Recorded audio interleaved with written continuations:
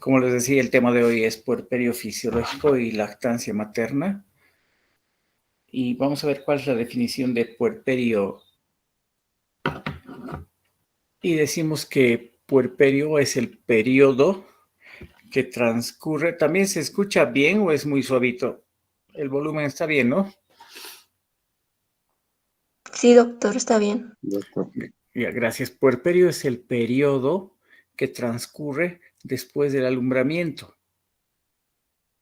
Se produce el parto, se produce el alumbramiento y concluye el alumbramiento y empieza el puerperio. Es aquel periodo que se caracteriza por la regresión de todas las modificaciones gravídicas, gracias a un proceso de involución, con excepción de las glándulas mamarias que van a iniciar su función específica. El puerperio fisiológico se divide en puerperio inmediato, primeras 24 horas, puerperio mediato, del día 2 al 7, puerperio alejado del día 8 al 45º día.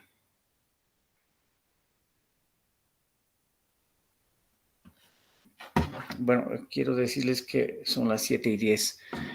¿Cuál es la fisiología de la involución uterina? Hay 3 mecanismos. El primer mecanismo se llama retracción uterina.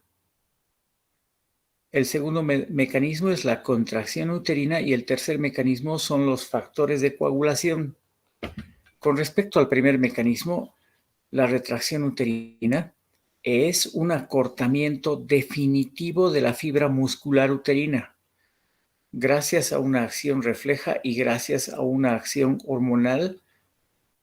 El útero empieza a retraerse mediante un proceso de acortamiento definitivo. El segundo mecanismo de la involución uterina es la contracción uterina. La contracción uterina es un acortamiento temporal. Se contrae y deja de contraerse. Se contrae y deja de contraerse de la fibra muscular uterina. Y el tercer mecanismo se refiere a que los factores de coagulación tienen que estar en parámetros normales para el periodo del puerperio. Esos 3 mecanismos son los que determinan una involución uterina adecuada. Existen modificaciones locales y modificaciones generales en el puerperio. Vamos a hablar de las modificaciones locales.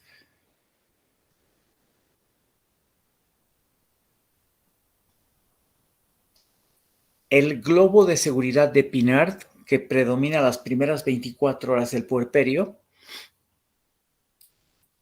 se caracteriza por lo siguiente.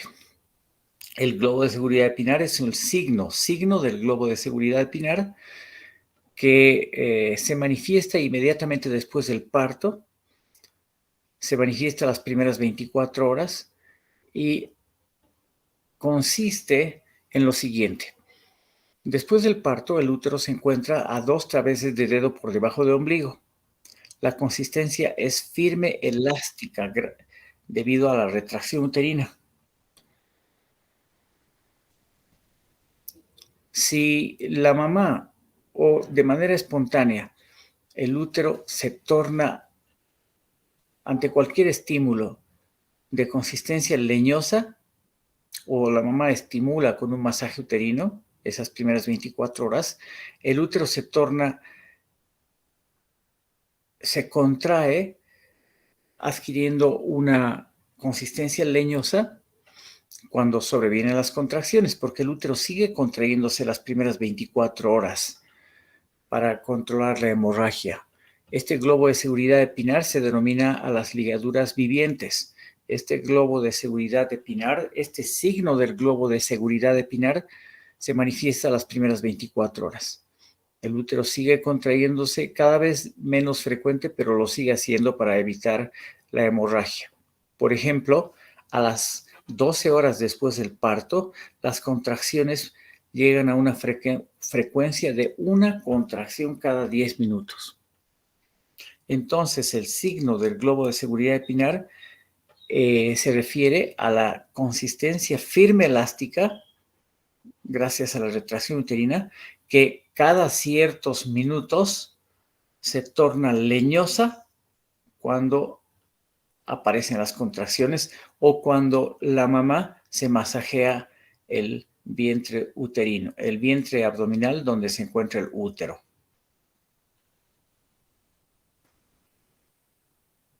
¿Cuáles son las características de la involución uterina?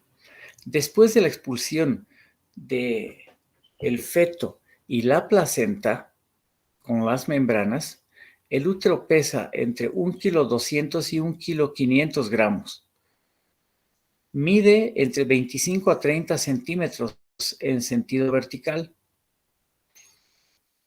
Otra característica, en las primeras horas después del parto o cesárea, el piso pelviano recupera su tonicidad. El piso pelviano recuperará su tonicidad y el útero asciende a nivel del ombligo. Asciende un poquito a nivel del ombligo. Se encuentra más o menos a una altura de 12 a 15 centímetros del borde suprapúbico. El fondo uterino involuciona a razón de 1 a 2 centímetros por día. Tal es así que al 6º día después del parto, el fondo uterino se encuentra a una distancia entre el ombligo y el borde superior del pubis. Otro dato importante es que a partir del 10º día, según algunos autores, o a partir del 12º día, según otros autores, el útero se torna intrapelviano. Es decir, ya no se lo puede palpar por encima del borde superior del pubis. Ya suele no palparse en la región hipogástrica. Esa es la involución uterina. Como les estaba diciendo, al 6º día se encuentra el fondo uterino entre suprapubis y ombligo. La mujer va eliminando fluidos. A esos fluidos se denominan loquios. Los loquios se refiere al fluido eliminado a través de los genitales y el fluido de las mujeres en el puerperio está constituido por glóbulos rojos o hematíes, glóbulos blancos o leucocitos, células de descamación, fragmentos de decidua o caduca en degeneración grasa y escasos restos de membranas ovulares. Esa es la composición del fluido loquial. Los loquios tienen un olor característico que recuerda al hipoclorito de sodio. La cantidad del fluido loquial, la cantidad de los loquios varía entre 800 a 1,000 gramos, sobre todo los primeros 5 días. Puede llegar a un total de 1,500 gramos el resto del puerperio. El volumen total del fluido loquial varía entre 200 y 500 centímetros cúbicos.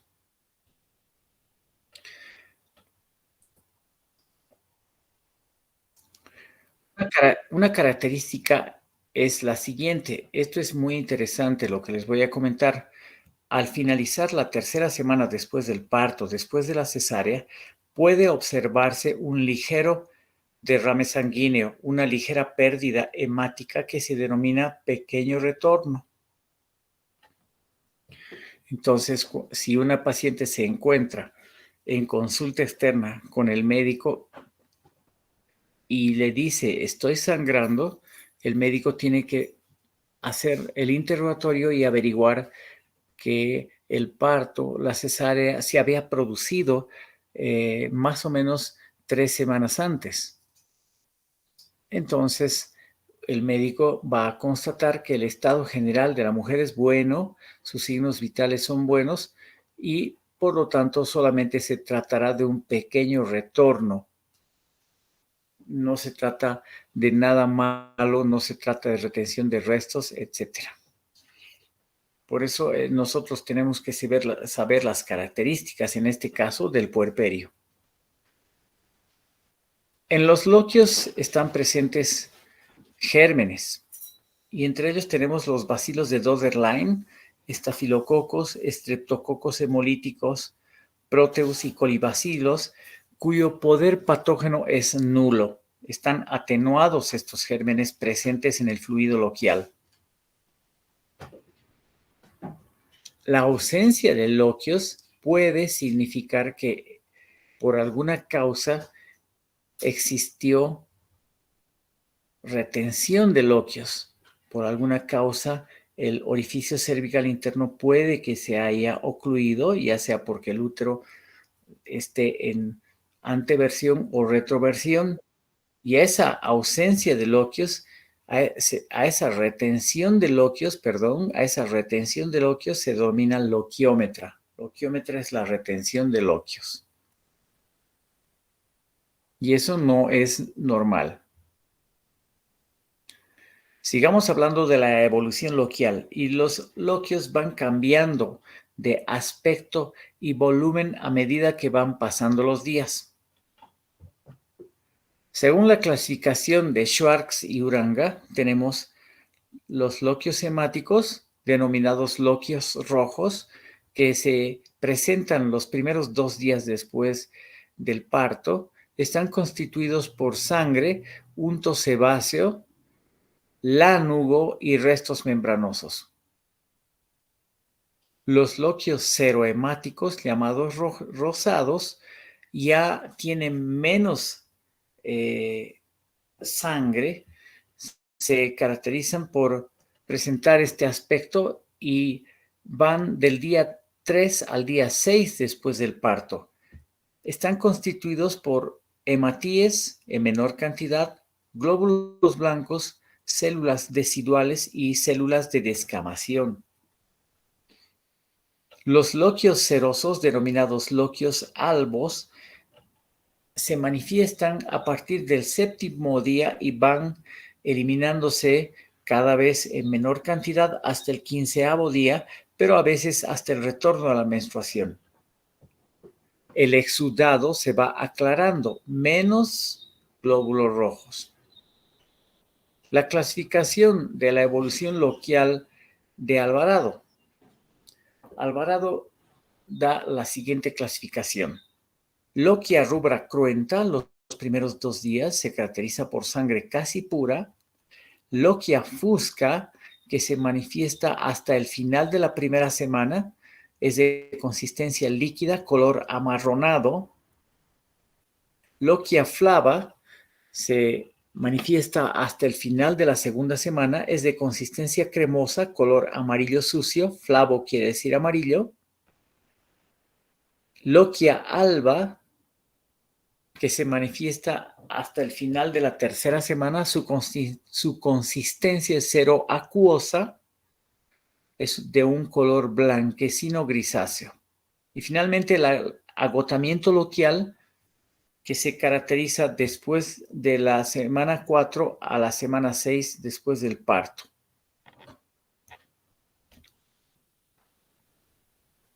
Tenemos en esta imagen los loquios hemáticos, loquia rubra cruenta, los loquios serohemáticos, loquios rosados y los loquios albos o loquios serosos.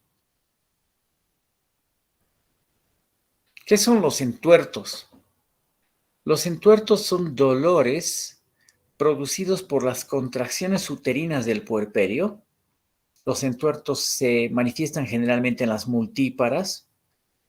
Se caracteriza desde una sensación leve de pellizcamiento hasta un dolor cólico intenso en bajo vientre que se irradia a la región lumbar. Coincide con el amamantamiento. La mujer da de lactar y debido al reflejo de Ferguson 3 se incrementa la concentración de oxitocina y va a actuar sobre el órgano blanco, sobre el útero, manifestándose contracciones uterinas. Estas son intermitentes, el útero se pone duro y a veces se manifiesta incluso con una pequeña pérdida vaginal. A eso se llaman entuertos, que como les decía se manifiestan generalmente en las multíparas. Si estos dolores, si estos entuertos perduran más allá del tercer día, hay que sospechar de que se trata de una retención de algún resto placentario.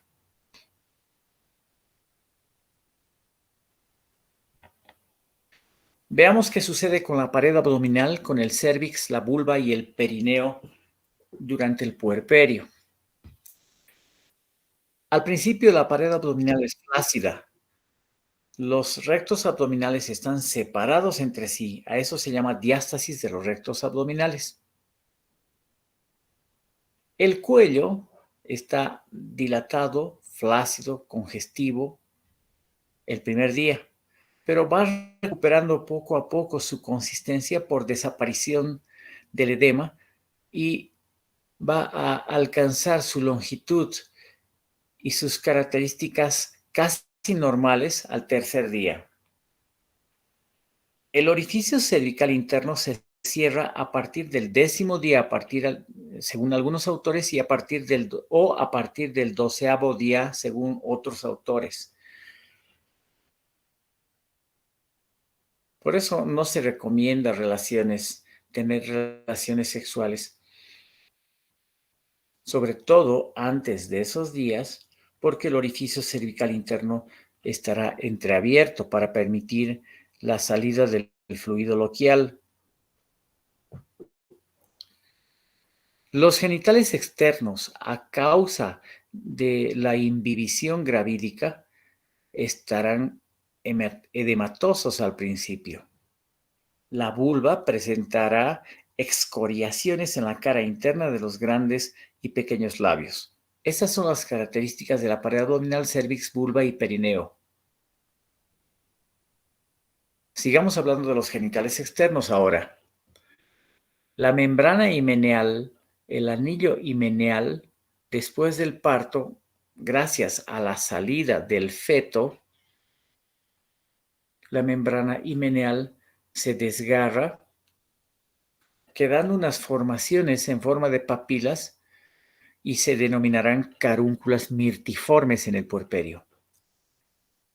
La vulva queda entreabierta en forma de anillo o un triángulo de base inferior, a través de cuya abertura, una vez que la paciente se pone en posición ginecológica, el médico puede observar la vulva entreabierta, a través de cuya abertura se observará ocasionalmente la parte inferior de la pared vaginal anterior.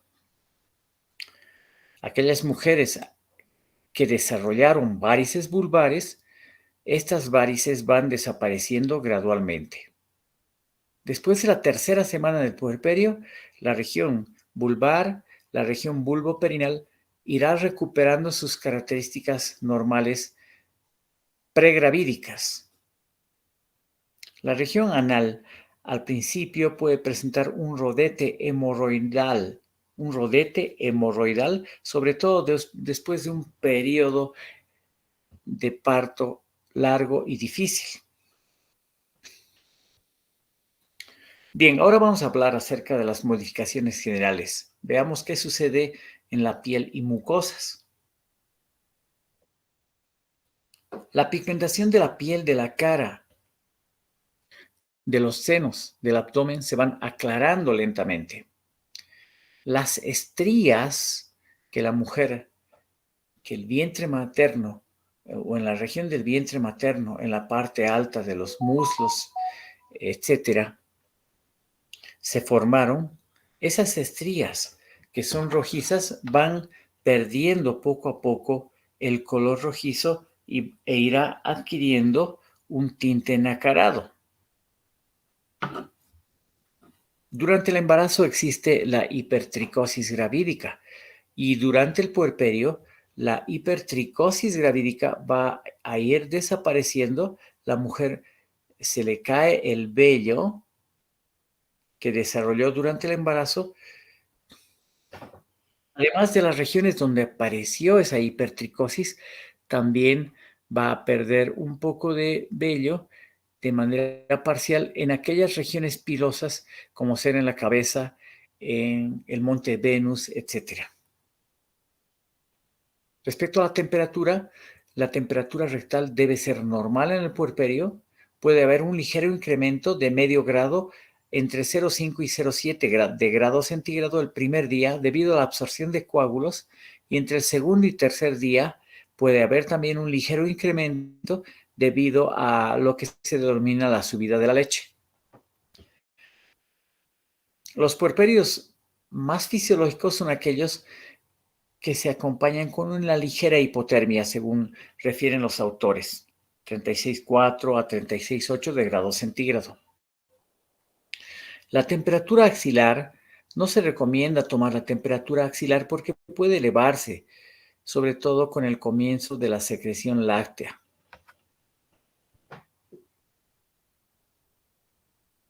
Respecto al aparato cardiovascular, el pulso debe tener características fisiológicas normales de antes del embarazo. La frecuencia cardíaca tiene que tener características normales, no tiene por qué haber taquicardia. Respecto a los cambios endocrinos, decimos que los niveles plasmáticos de las hormonas placentarias van bajando poco a poco durante el puerperio, precozmente durante el puerperio.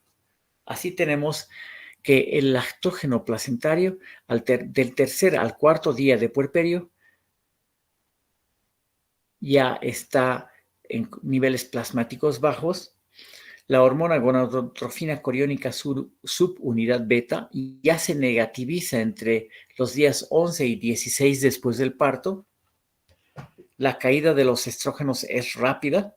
Después del cuarto día de puerperio, la tasa de estrógenos es muy baja, mientras que la cantidad de progesterona, el descenso es un poco más progresivo, no es tan rápido. Tal es así que al 10º día después del parto, recién la concentración de progesterona llega a un nivel idéntico de la fase proliferativa menstrual. El descenso de estrógenos es más rápido que el descenso de progestágenos.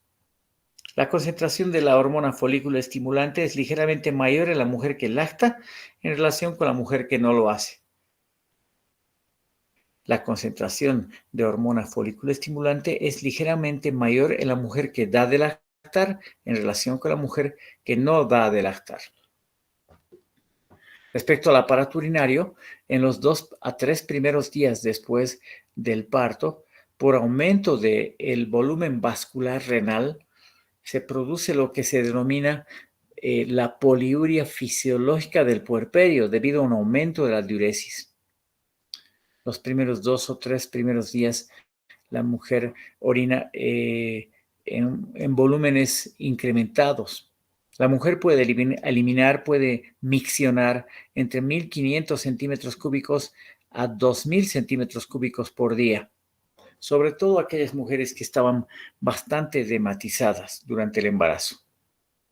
Puede suceder un fenómeno no agradable que se denomina retención placentaria. Puede suceder el primer, el segundo, el tercer día. Sin embargo, no es un fenómeno banal.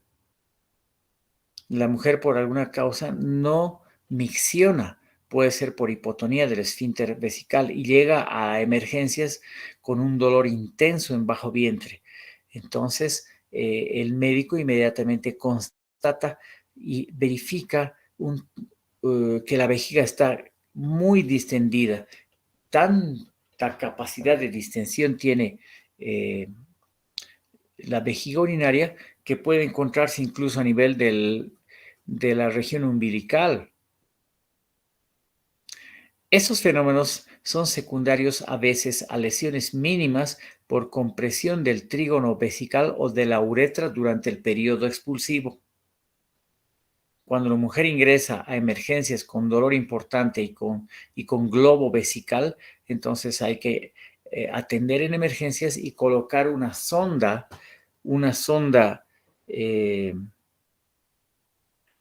Foley, e inmediatamente se evacúa la vejiga, quitando ese dolor intenso por el cual la mujer llegó a emergencias al hospital. Como les decía, estos fenómenos a veces son secundarios a lesiones mínimas por compresión del músculo del trígono vesical o de la uretra. Respecto a la sangre, los glóbulos rojos y la hemoglobina disminuyen por la pérdida de sangre durante el parto, sobre todo la primera semana también por la eliminación de los glóbulos, pero sobre todo es por la pérdida durante el parto o cesárea. Los glóbulos blancos se mantienen elevados entre 13.000 y 18.000 glóbulos blancos. A eso se denomina leucocitosis fisiológica. Suele observarse linfopenia y eosinopenia. La velocidad de eritrosedimentación se mantiene acelerada durante los primeros días. La elevación de los factores de coagulación persiste durante periodos variables. A eso se denomina hipercoagulabilidad sanguínea. Por algún tiempo, por algunos días, se mantiene el incremento plaquetario que se manifestó durante el embarazo. Se mantiene el incremento plaquetario, se mantiene la agregación plaquetaria y se mantiene la elevación del fibrinógeno plasmático. Con respecto al aparato digestivo, hay hipotonía de la musculatura lisa de las vísceras intestinales que puede producir distensión gástrica e intestinal. Esta hipotonía de la musculatura lisa se debe a que la progesterona poco a poco todavía sigue en niveles en concentraciones plasmáticas elevadas, como les dije anteriormente, y poco a poco se va recuperando la tonicidad de la musculatura lisa del aparato digestivo. Al principio puede haber estreñimiento debido a paresia de la musculatura lisa. Al principio puede haber estreñimiento, constipación por espasmos de la musculatura lisa debido a hipervagotonía. Como les decía, puede haber atonía de la musculatura lisa debido a las concentraciones al principio elevadas de la progesterona. Pero también puede haber al principio constipación por compresión del útero gestante que durante el embarazo se produjo por compresión del sigmoide y del recto. Poco a poco la mujer va recuperando la tonicidad y se va resolviendo la constipación que podrá existir los primeros días después del parto. La mujer en el puerperio pierde un peso entre 4 a 6 kilos. Recuerden que durante el embarazo la mujer gana peso, un promedio de 9 a 11 kilogramos los 9 meses de embarazo. En el puerperio se produce la salida del feto, el útero hipertrófico, la placenta, entonces pierde una pérdida entre 4 y 6 kilos, pero siempre mantiene un sobrepeso que será importante para la lactancia materna. Ese sobrepeso son las reservas para la lactancia materna. Bien, veamos rápidamente aspectos de la lactancia materna y decimos que la lactancia materna es la manera natural de alimentar a un recién nacido con la leche de su madre. A ese acto se denomina amamantamiento. Veamos qué es la lactogénesis.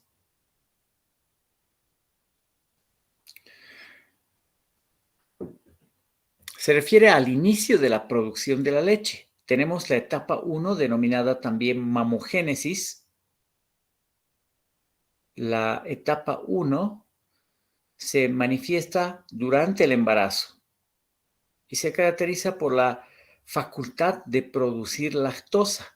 Es un periodo de transición que se caracteriza por la diferenciación funcional de las células del tejido mamario, las cuales cambian de un estado no lactante, no secretorio, a un estado lactante, a un estado secretorio.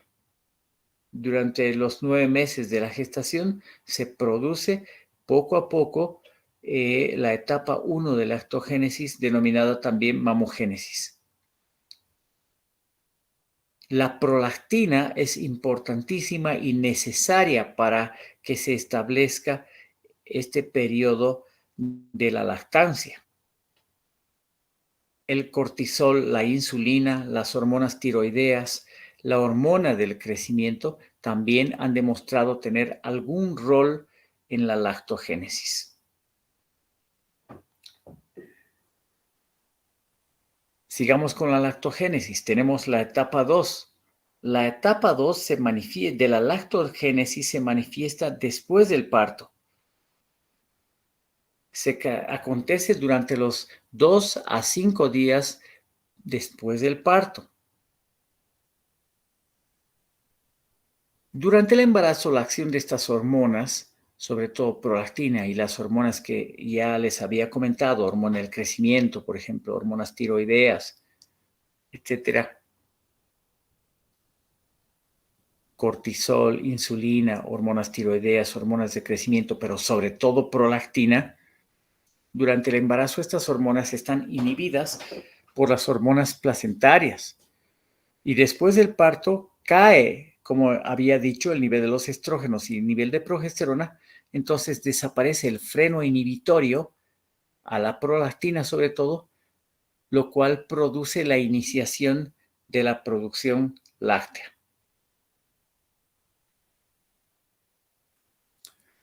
La etapa 3 de la lactogénesis, denominada también lactopoiesis o galactopoiesis, es lo mismo. Es el mecanismo por el que se mantiene la secreción láctea. La etapa 3 de la lactogénesis, denominada lactopoiesis o galactopoiesis, se refiere al mantenimiento, a la mantención de la secreción láctea, donde es importante nuevamente la prolactina, pero también un conjunto de factores hormonales como la hormona adenocorticotrófica, los corticoides, la hormona estimulante de la tirotrofina, la tiroxina, la hormona del crecimiento, factores nerviosos como ser el eje hipotálamo, hipófisis o citocina, que tienen como punto de partida la succión del recién nacido. La succión del recién nacido va a permitir el vaciamiento de la glándula mamaria. Veamos acerca de la eyección láctea. Es el famoso reflejo eyecto-lácteo.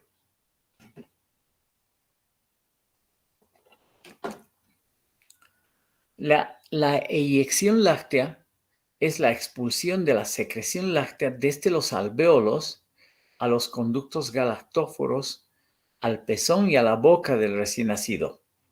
La eyección láctea ocurre por la contracción de las células mioepiteliales que rodean a los alvéolos y a los conductos mamarios. Este proceso es desencadenado por la succión del recién nacido, ya que por un reflejo neuroendocrino denominado reflejo de Ferguson 3 se libera oxitocina y este reflejo de succión sube por la médula espinal, llega al hipotálamo, se provoca la liberación de oxitocina por la neurohipófisis. Esa liberación de oxitocina por la neurohipófisis también da lugar a un estímulo en la adenohipófisis que va a liberar prolactina, manteniéndose la lactopoiesis. Tengo un cuadro que enseguida les voy a explicar, que explica este mecanismo que acabo de nombrarles. Bueno, estas son las características de las mamas que dan de lactar. Vemos los alvéolos, los conductos galactíferos, los senos galactíferos o galactóferos, los senos lactíferos, el pezón, etc. Aquí tenemos las células mioepiteliales de los alvéolos mamarios. ¿Ya? Ahí se encuentran las células secretoras de leche. Y como les decía, aquí tenemos el reflejo eyecto-lácteo. El estímulo es la succión del recién nacido.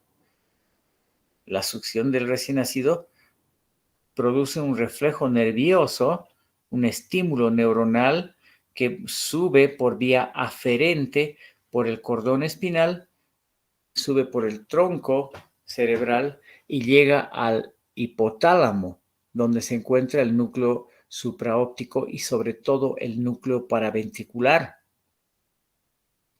El núcleo paraventricular libera oxitocina que viaja por los axones neuronales, por los fascículos hipotálamos neurohipofisiarios, en la neurohipófisis donde se acumula la oxitocina. Esta es liberada y pasa a la circulación sanguínea, la oxitocina, y actúa sobre sus órganos blancos, dando lugar a la contracción de las células mioepiteliales de los alvéolos mamarios y producen la secreción láctea. Por otro lado, la oxitocina estimula, viaja por el sistema porta que se encuentra entre la neuro y adenohipófisis a través de los vasos portales, a través de los vasos del sistema porta, y se produce la liberación en la hipófisis anterior, sobre todo de la prolactina y de la hormona del crecimiento.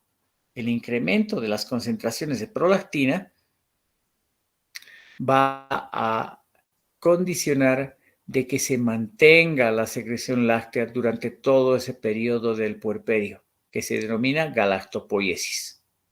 Bien, este es un esquema muy interesante, muy bonito del reflejo eyecto lácteo, donde habla de la secreción láctea y explica la galactopoiesis gracias a los niveles elevados de prolactina. Y gracias al incremento de la oxitocina. Este es el reflejo de Ferguson 3. Veamos las características de la secreción de calostro. El calostro es la secreción mamaria que antecede a la secreción láctea. Está presente desde la mitad del embarazo hasta los 2 a 3 primeros días del puerperio. El calostro es de color amarillento viscoso, es rico en albúmina, grasas, lactoblastos, anticuerpos, vitaminas y minerales, con una densidad algo mayor a la densidad de la leche, y es ideal para la iniciación de la lactancia en el recién nacido, para el recién nacido. El calostro tiene un valor energético promedio de 57 kilocalorías por 100 mililitros. Su color es amarillento debido a la presencia del beta-caroteno. Su volumen es de entre 2 a 20 mililitros por tetada, por mamada. Contiene más sodio, potasio y proteínas que la leche madura. Contiene menos grasa y lactosa que la leche madura. Es rico el calostro en inmunoglobulinas, especialmente en inmunoglobulinas tipo A, y contiene el máximo número de linfocitos inmunocompetentes. Respecto a la composición de la leche materna, están constituidos por lípidos, glúcidos, como ser la lactosa, minerales, proteínas alfa, lactoglobulina, beta, lactoglobulina, caseína, vitaminas, excepto la vitamina K, que es muy escasa, agentes antimicrobianos, inmunoglobulina A secretora, lisozima, lactoferrina, macrófagos y otros leucocitos, hormonas, neurotransmisores, factores de crecimiento, agentes con acción inmunomoduladora como ser las interleuquinas, que previenen las alergias alimentarias, la alergia alimentaria y mejora la respuesta inmunitaria a las vacunas. En este cuadro comparativo, como les había dicho, la leche materna madura tiene más grasa que el calostro, pero como verán aquí, más sodio tiene el calostro, más potasio, que no está en este cuadro. La vitamina E en mayor concentración en el calostro que en la leche madura. más proteínas, posee el calostro, como les había dicho en la diapositiva anterior. ¿Cuáles son las ventajas de la lactancia materna? Respecto a la morbimortalidad infantil, decimos: previene las afecciones como ser diarreas, infecciones de las vías respiratorias, otitis media, prevención de muertes causadas por estas enfermedades, sobre todo durante los 6 primeros meses de vida. Las tasas de mortalidad son menores entre aquellos amamantados en forma exclusiva que entre los recién nacidos amamantados de forma parcial. Existiría asociación respecto a la disminución del número de enfermedades crónicas, como ser alergia, diabetes, hipertensión, con el tiempo cáncer y la enfermedad de Crohn. Respecto a la morbimortalidad materna, las ventajas de la lactancia materna son las siguientes. La lactancia materna después del parto produce liberación de oxitocina que estimula la contracción uterina, como habíamos explicado en ese cuadro, y por lo tanto reduce el sangrado en el posparto, sobre todo en el posparto inmediato, ¿no? Retrasa el regreso a la fertilidad, por lo tanto reducirá los riesgos asociados a embarazos muy seguidos, a intervalos intergenésicos cortos. Mejora la autoestima materna. A largo plazo, las madres que dan de lactar tienen menor riesgo de sufrir cáncer de mama o cáncer de ovario. Tenemos unas cuantas definiciones de la Organización Mundial de la Salud respecto a la lactancia y decimos lo siguiente: lactancia exclusiva, solo leche materna. Lactancia predominante, cuando la leche materna es alternada con agua u otros líquidos que no sea leche. Lactancia complementaria se caracteriza por leche materna con sólidos o purés. Y lactancia parcial, recién nacidos y lactantes que reciben leche materna y otros alimentos, incluidos otro tipo de leche. Esta terminología es interesante y es importante conocerla. ¿Cuáles son las contraindicaciones de la lactancia materna? No se debe dar de lactar a aquellas madres portadoras del virus de la inmunodeficiencia humana, aquellas mamás que sufren de tuberculosis pulmonar en fase activa, adicción a las drogas, alcoholismo materno, mal estado general de la madre, la presencia de galactosemia del recién nacido. Y otra contraindicación es la muerte fetal o la muerte del recién nacido. En esos casos habrá que inhibir la lactancia materna. ¿Y cómo se inhibe la lactancia materna? En base a vendaje compresivo en mamas y la inhibición farmacológica. La inhibición farmacológica administrando agonistas dopaminérgicos como ser la cabergolina. La cabergolina es un agonista dopaminérgico. Uno de los esquemas, de varios esquemas, uno de los esquemas puede ser 0,5 miligramos vía oral cada 12 horas por días. En la literatura de Schwartz habla de otro fármaco que ahorita se me ha ido porque hay alguien que está del grupo 1 está escribiendo, pero ya no se administra, es la bromocriptina, ya me acordé, ya no se retiró ese medicamento de la farmacopea nacional. Con eso creo que hemos terminado, sí, hemos terminado esta clase de puerperio fisiológico y lactancia materna. Es un tema muy importante que debemos nosotros tomar muy en cuenta. A ver, está Abril Stephanie. Sí, doctor, aquí. Percy Loza.